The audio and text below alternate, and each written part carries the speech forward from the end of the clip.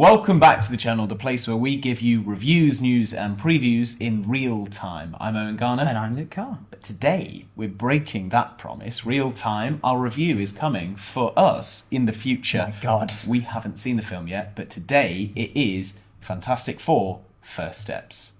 So, we have just come out of the cinema. We have seen Fantastic Four: First Steps. Luke, was it fantastic? It was the first one, the first step, and it was good. Well, those were the first steps towards a review. Yes. Let's cover some big kind of questions. Okay. How did it look? Mostly pretty good. Yeah, the aesthetic was really fun. It was. No. The production design was lovely. Yeah. Like the way that they built the world, they built like even down to the suits, all that sort of stuff. I loved it. It was really fun that you just arrived and the whole world was actualized. Yes. I really liked that element of it. That they just went, okay, we're going to do a quick roundup. Yeah. Here's everything that's happened in this world.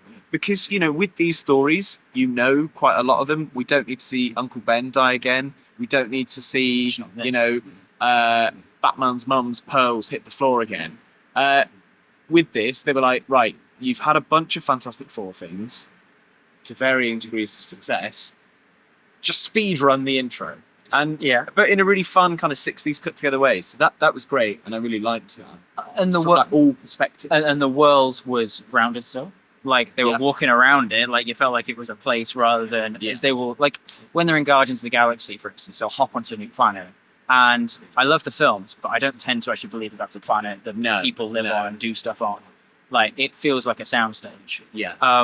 And this had its glossy moments, but like it was still the Earth, and that's because they have the opportunity to film on it. Yeah, most of the time. They did have it there on hand most of the time. Yes, it's busy sometimes. I'm sorry, Earth is closed today. What I will say is that, to your point of we don't see the introduction, we don't see the origin story. I do agree with that. I don't care about the origin story, but this film is very character focused and like it's based on their bond and their like them being together. Yeah.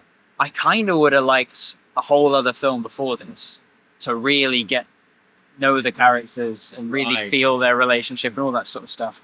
You feel they were speed running the whole thing? This was like, well, no, they did drop you in. They weren't like sort of, me and you, husband and wife. Yeah. Along with, actually they did do this, and brother. Yeah. But they didn't like but they were able to do that exposition, but like they were able to do it elegantly. Yes. Like that's what functioned so well with that. Yes. Oh, no, absolutely. But because it was so like, this is a very end of the world film. It's very like cataclysmic sort of stuff that they're dealing with. They were a lot of relying on their relationship being forged. It was a lot of a trust me sort of stuff. Yeah. And you're like, well, I don't know. This is actually the third time I've ever seen you guys speak. Yeah. I would sort of want a whole film to actually get to understand them and know them. Yeah. Not an origin story. Yeah. And part of that is because I enjoyed the world. Like, I wasn't clamoring for that in, like, Thor. I wasn't like, I do need to see Thor and the Guardian. You need to see Asgard. No. In that one, I was like, I don't care. Yeah. Like, in that one, I'm fine with just Thor 1 and then the Avengers. But in this one, I'm like, I kind of wanted to really like and know the Fantastic Four before this movie. And to live in that New York for a bit longer. Yes, exactly. And especially because, again, they're saying, it might end. It might all be over. Would this have benefited from being a TV show? Oh, well, not a TV show. I think it probably would have benefited from coming out like 4 years ago. Not this film.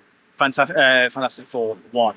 Yes. Like 3-4 years ago. Yeah. But this does feel like they're going, well, we need to turn this around into Doomsday, into Secret Wars, like ASAP. Oh, wait, we've only got one more? Yeah. Oh, okay, this one. And it's, again, with the talks we said about Spider-Man, where like we just want a street-level Spider-Man film where he just fights his baddies, he sets up all, and then they go, oh yeah, of course. They did that in fun, snappy overdub, rather than actually showing. And this is not this film's failing. No, it's just I would have liked to know them a bit better. Yeah. Let's talk about the thing, the elephant in the room. At times, the effects on that. They looked 2D. Yeah, It looked like a comic book panel. Yeah. In the worst possible way. It looked like it was 2D images layered on top of each other. There's a bit where at an emotional point in the film, someone's holding it and it's wriggling around and writhing, and it doesn't look like it's being contained by it. Yeah. It looks like someone holding a liquid. Yeah. I feel like that could have done with this film coming out now, but them starting it 4 years ago. Yeah. Because other visuals worked incredibly. The Silver Surfer looked fantastic. Both villain characters, the scale that they actually got out of characters, because that's certain. Because you had it, in Eternals. If anyone can remember that film, and they weren't asleep by the time this appeared in it, the big, whatever they're even called, gods, whatever they are, when the celestial appears, then you do get a sense of them like being this ridiculous thing that's going to grab someone. This one, it's in it a lot more, and it doesn't diminish. No, they managed to keep that. Which was great. The world building just in general was fantastic. We saw a villain's lair, which was great fun. You know, the film did a lot. It felt short. It did feel short. This was a focus film. It got enough in. It was focused. We just talked about Superman, which is not like the opposite of focused, but that did feel as long as it was. And that doesn't say it's bad. Not like slamming or anything, but like it did a lot of stuff. This just went. Just did one thing. It's sort of why it felt like the second film in a series, because it went, you're all ready, you know what's going on, let's just get on with it. And they did, and that's great. It made it a better film. I feel like that's almost a review of your main that they would want. So your main negative is like, oh God, I wish I had another one as well. They're like, good. Then you get to be excited that you're going to see them again. And because we're going to see them again in not too long. No. Which is exciting. I'm glad we're going to get to see them in Doomsday. I mean, I was expecting to be given the title of the film. Doom being a Fantastic Four villain originally. Yes. Like that goes hand in hand. You would expect them to be fairly important in the story. Imported into the story as well. Imported. Yeah.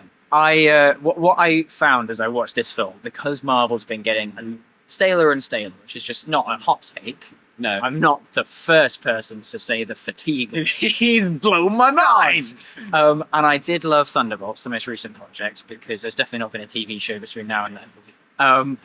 But as I was watching this, and I thought, I go close to the end, and I was thinking, and I'm not going to say if this does or doesn't happen, but I thought, well, they're going to have to appear in the next, and they're going to have to cross over. Right?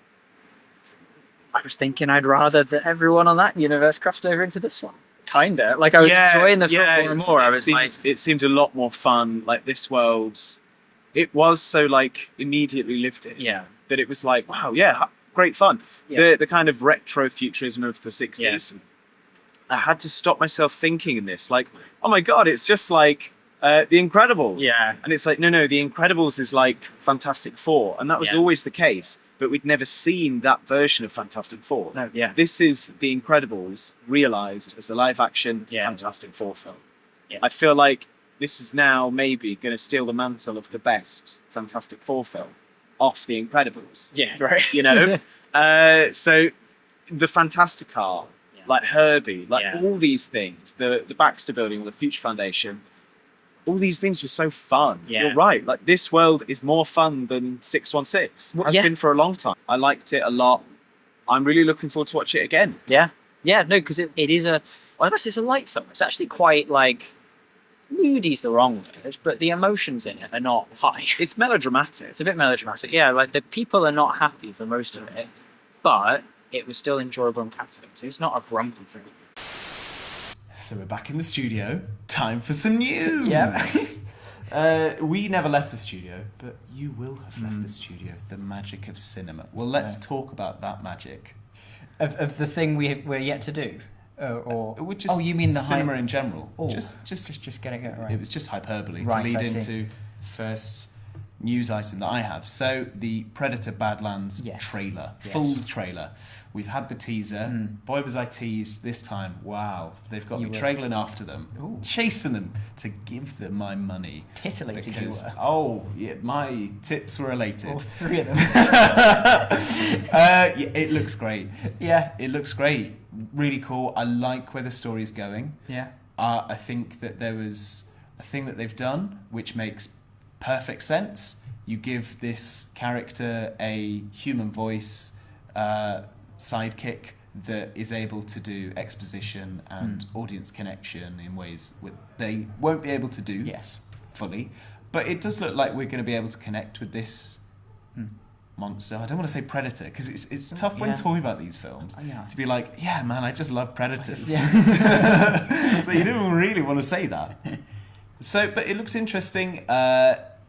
Interestingly, though, there are lots more links to the alien universe that we're seeing, which is exciting. I mean, and I don't know, obviously, because I'm not deep in the. My toe is barely dipped into the universe. I'm fully submerged. Like Martin Sheen at the end of Apocalypse Now. Yeah. And I'm Martin Sheen at the beginning of Apocalypse Now. What, having a heart attack in a hotel room? But for unrelated reasons. That's just my personal life. You've been driven insane. I assume the thing that you can't kill, this is a... Yes. This isn't a spoiler because I've got no idea. I'm assuming that's a big old alien.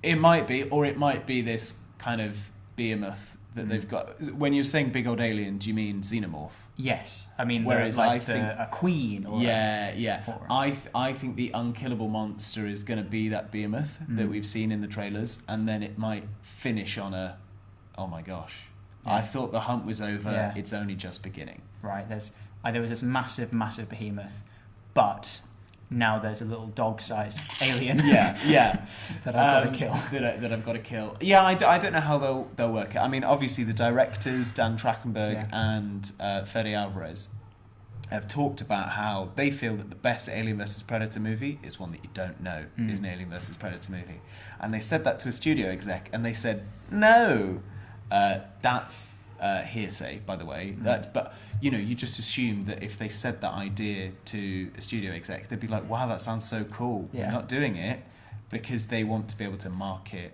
it's Alien versus Predator. They want to put that in the trailer. I assume they told it to a Disney exec, and the Disney exec went, I don't care. I'm dealing with Marvel right now. Star Wars and Pixar. Yeah. You're still here? Here's 100 million. Yeah. That's how I imagine the discussion went. It looked good. It's obviously, I guess, all in the... Is it all in the volume? I think I did see some quote that was that there's no shot in the movie that doesn't have some VFX involved. Which, of course, if the movie's incredible, is an incredible foresight. What great planning. If it's not good, everyone goes, oh my God, they didn't even shoot real things. That's interesting, because there's a lot of practical stuff that you can see in the trailer. It felt quite tactile. Yeah. I mean, so there's lots of kind of biomes, and you see a lot more of the planets and stuff. We're going to see Ucha Prime, the Predator's home world, and things like that. We're going to see different planets and different environments, different biomes, as I was saying. So it looks as if they have trees that come to life and attack you, but they do start with trees, and then them coming to life is. I'm afraid that's not real. Tim Burton's remake of Attack of the 50-Foot Woman. It's going to be Margot Robbie. Yeah. Perfect. I mean, she is such a superstar. Yeah. That, she can carry these films. Oh, absolutely. It's Margot Robbie and her 50 Feet star in this movie. I mean, this sounds good, right? Yeah, I mean, it's Tim exciting, Burton had a hit. We celebrate that in this century. Yes, of Beetlejuice. Oh no, we've done it now. So, it's exciting. Margot Robbie's only been in exciting things for a little while. Yeah. See if that continues with Wuthering Heights. Yeah. I mean, it's good she's back acting and producing and being in films. Because it was a reasonable break after Barbie. That was 2 years ago. Yeah. It felt like she was around a lot more because they did such a long promotion that it lasted a year or whatever. But, all good stuff. Yeah, no, it's exciting. And as we always say, when there's a sentence where every part you get more excited by the next. So yeah, looking forward to it. There is a new series coming from Breaking Bad director and creator, I should say, really, Vince Gilligan. He must have directed some of the episodes. But it's a new series coming from him. I saw a poster, but not a title. Yeah, no, I think there's a little description, which is the Kim from Better Call Saul is, I believe, the main character, but not Kim from Better Call Saul, the actor. But you just didn't bother to remember their name. I think her name is Rhea Seahorn, but that sounds so made up that it can't be that, right? Seaworth? You're going to say C-word.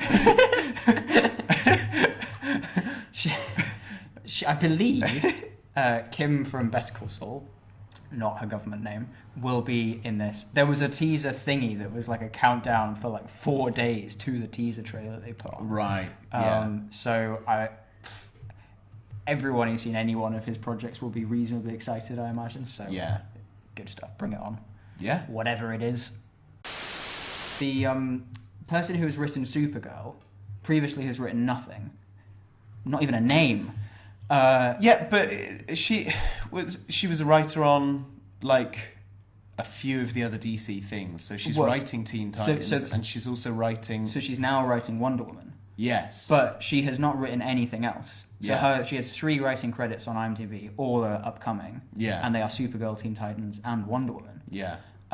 So I feel like this is one of the biggest out of the gates like run. Yeah. People very rarely get given blockbuster films one after another, especially like 2 of the big like 5 films or whatever that are coming out straight out of this DC. Well, like 2 of the big 5, because like Teen Titans, because it's like a younger one. Yeah. It's like, oh, it's going to be less mass appeal, and they'll probably put that out later, surely. Yeah. When everyone's like committed, but like Wonder Woman, Supergirl, they're household names. Yeah. Depends how she writes them. Yeah.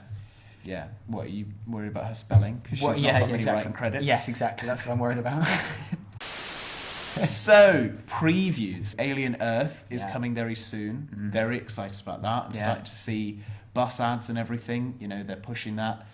The trailer that I've seen, you know, we've talked about it previously, but that's coming pretty soon now, which I'm really excited about that. Had you seen the lead actress refused to be in press in something that came out like today or yesterday? Oh, really? Not like she sort of just had this whole back and forth with Variety, and Variety put out some like article that was like very passive aggressive about how she wouldn't do it. Frank Sinatra has a cold. Yeah, yeah. But anyway, she's a nepo baby of sorts, apparently. Sydney Chandler. Kyle Chandler? I don't know. He's not famous over here. But I'm excited for Alien Earth. And I'm excited for Predator Badlands. Like as a casual fan, it looks good, and that's all you. That's why you're excited for something. Yeah. You know. Yeah. So that's all we've got time for. Thank you for watching. The best way to keep track of everything that we're doing here on the channel is to like this video so you get recommended our next ones, but also just to subscribe to the channel so you keep up to date with everything that we're doing. Well, I've been Owen Garner. And I've been Luca. And until next time, thank you and goodbye.